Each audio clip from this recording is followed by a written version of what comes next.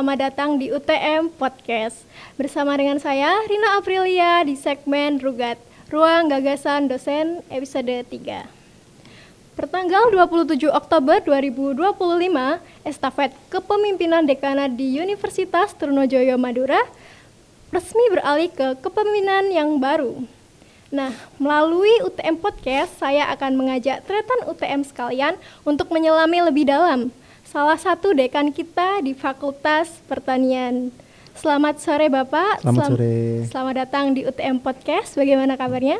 Baik, alhamdulillah. Terima kasih sudah diundang di UTM TV ya. Ya, Bapak.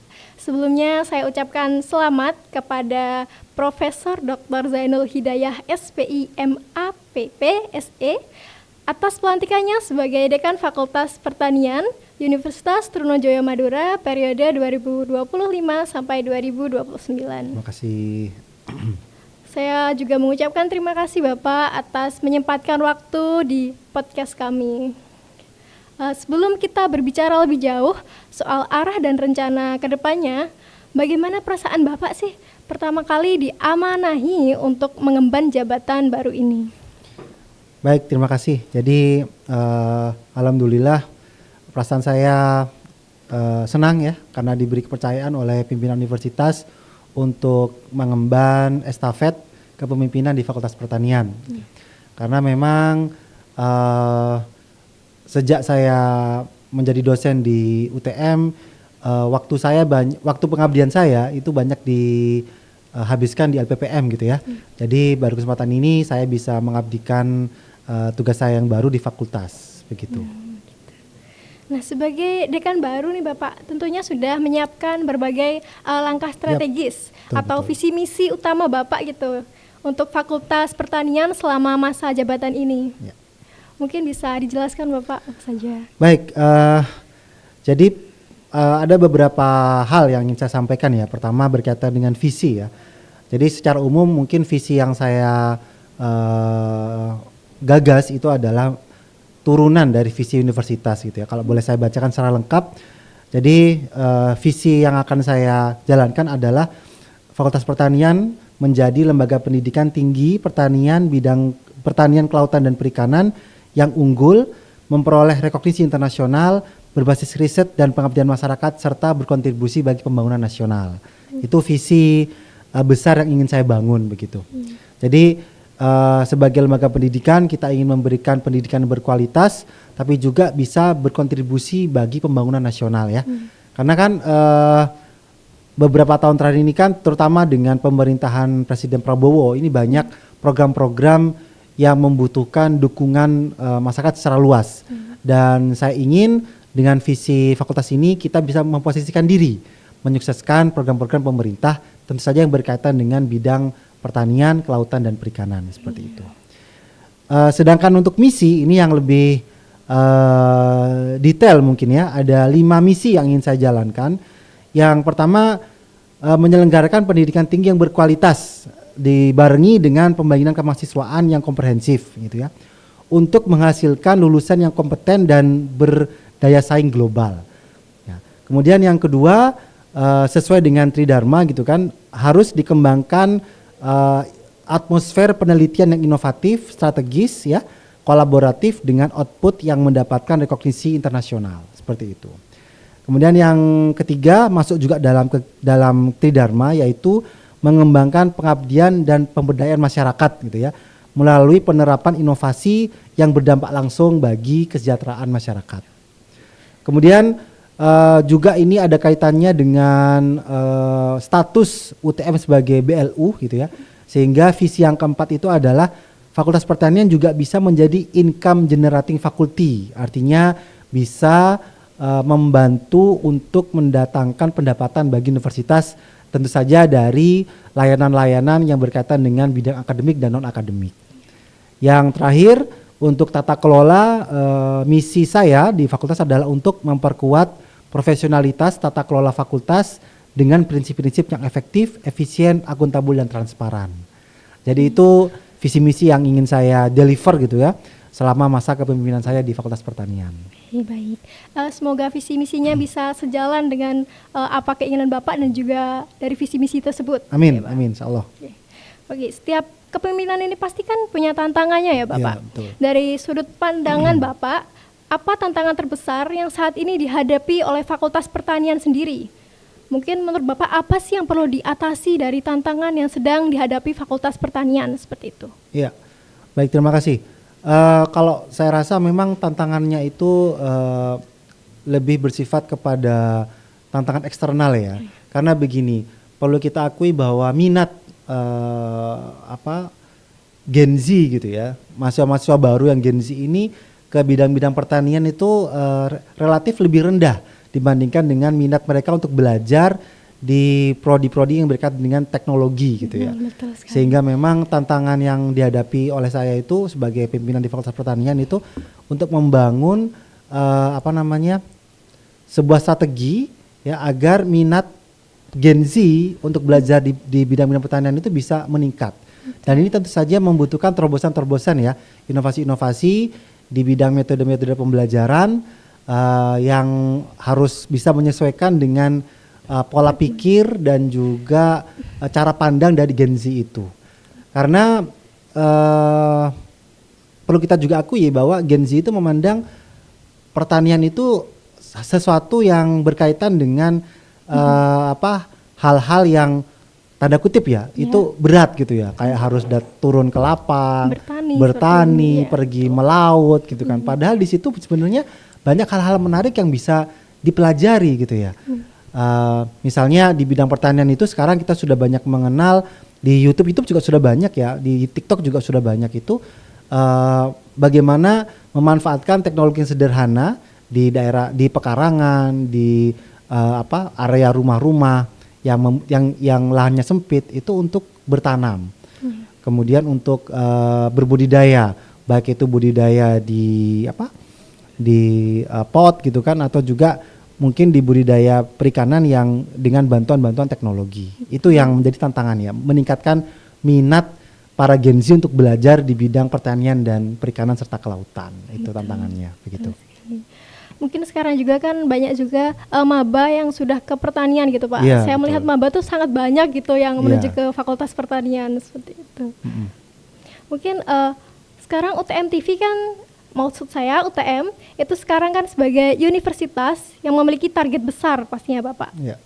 Nah, dalam hal akreditas, reputasi maupun inovasi, langkah-langkah strategis seperti apa yang akan Fakultas Pertanian ambil untuk mendukung pencapaian visi dan misi UTM di tingkat universitas? Mungkin bisa dijelaskan lebih lanjut lagi terkait yang Bapak ucapkan tadi. Baik.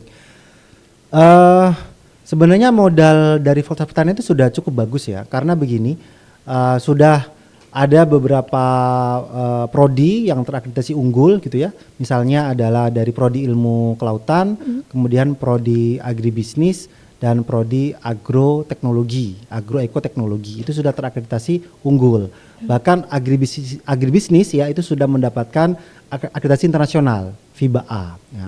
Tantangannya itu terletak pada prodi yang lain, yaitu prodi TIP dan juga prodi MSP. Ini yang masih terakreditasi baik sekali, sehingga perlu ditingkatkan agar terakreditasi unggul. Jadi target saya, dan juga ini mendapatkan juga target dari Pak Rektor gitu ya, bahwa pada tahun 2026 yang akan datang ini, 2 prodi yang belum unggul ini harus diupayakan untuk bisa unggul. Jadi perlu kita lakukan reakreditasi. Itu yang pertama. Kemudian tantangan yang kedua itu adalah prodi baru, karena alhamdulillah di Fakultas Pertanian itu sudah ada prodi baru teknologi pangan gitu ya, dan izinnya sudah keluar, izin operasional prodi sudah keluar, sehingga perlu kita perkenalkan sebagai prodi baru agar bisa menarik minat mahasiswa untuk belajar. Jadi kita sedang berproses untuk melaksanakan launching yang insya Allah akan kita laksanakan di tanggal 13 November. Itu akan segera kita launching secara resmi prodi teknologi pangan Fakultas Pertanian. Harapannya nanti pada penerimaan mahasiswa baru yang akan datang sudah bisa melaksanakan pembelajaran seperti itu. Kita sudah ada dosen-dosen yang akan mengajar di prodi itu, sehingga saya optimis tahun depan ini teknologi pangan akan bisa berjalan pembelajarannya. Kemudian target berikutnya yang perlu saya capai itu juga pendirian prodi S2. Nah, Ini kebetulan sudah ada 2 prodi S2 yang berproses. Yang pertama prodi S2 Magister Ilmu Kelautan. Kemudian yang akan datang ini adalah prodi S2 Agroekoteknologi. Nah, kebetulan kalau yang prodi kelautan ini sudah mendapatkan persetujuan dari Senat Universitas dan kita lagi berproses untuk mendapatkan izin dari kementerian gitu ya. Kita sudah mensubmit proposal pengajuannya melalui sistem.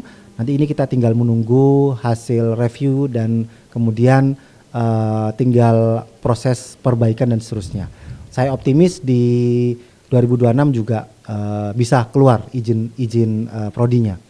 Dan prodi yang kedua tadi saya sebutkan agroekoteknologi, ini juga sedang berproses, masih dalam tahapan pengajuan untuk mendapatkan persetujuan Senat.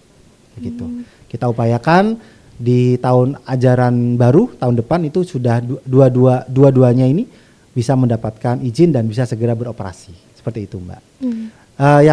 Yang berikutnya itu adalah juga tantangan ya dari universitas sebagai PTN BLU gitu kan, kita harus bisa mendapatkan atau mendatangkan pendapatan dari jasa-jasa layanan akademik dan non akademik. Itu yang akan saya coba terapkan di Fakultas Pertanian untuk mengoptimalkan sumber daya, baik itu sumber daya yang ada di laboratorium maupun yang lain gitu ya, agar bisa dimanfaatkan untuk memberikan atau memberikan layanan kepada masyarakat sehingga bisa mendatangkan pendapatan seperti itu. Berarti tidak hanya bermanfaat bagi UTM tapi langsung ke masyarakat juga ya Bapak? Betul seperti itu. Kita lanjut ke bagian kemahasiswaan Bapak.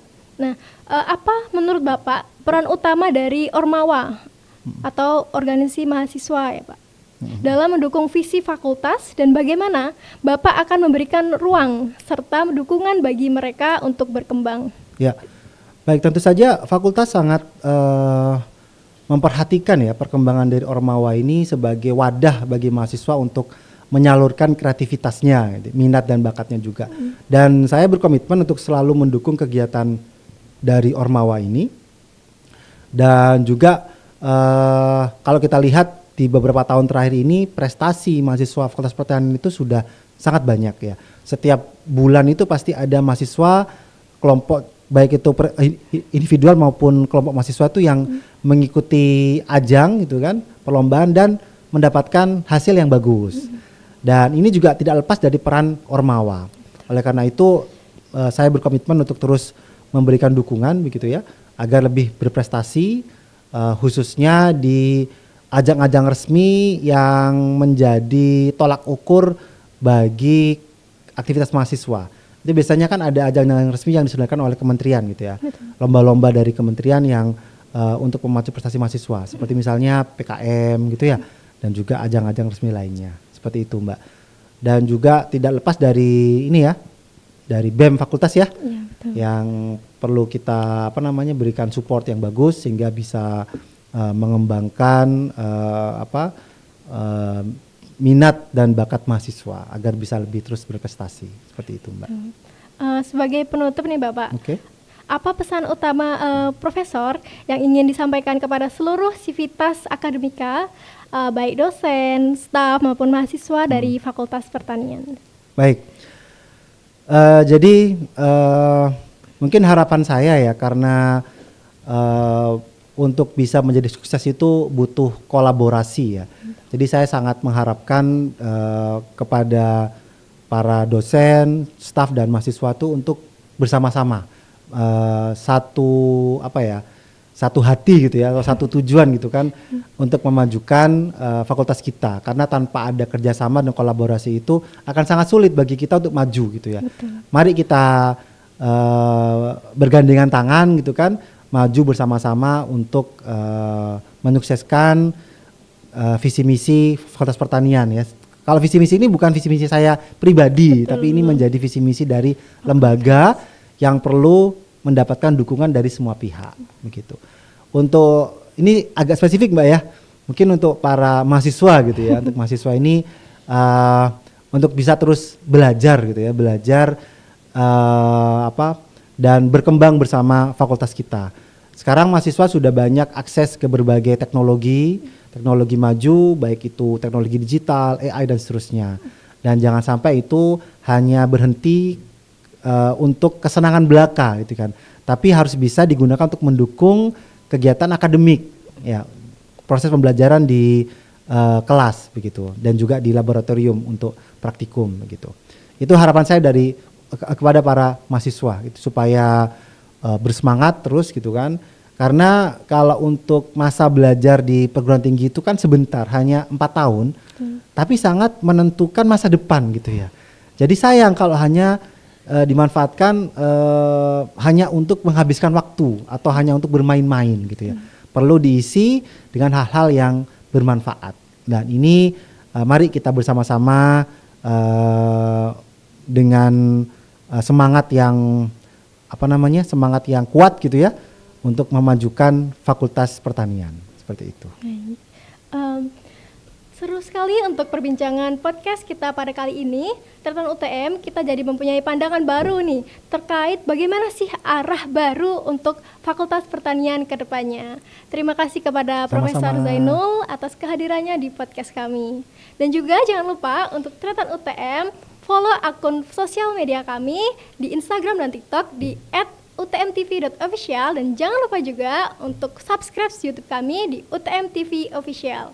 Saya Rina Aprilia pamit undur diri, sampai jumpa di podcast selanjutnya.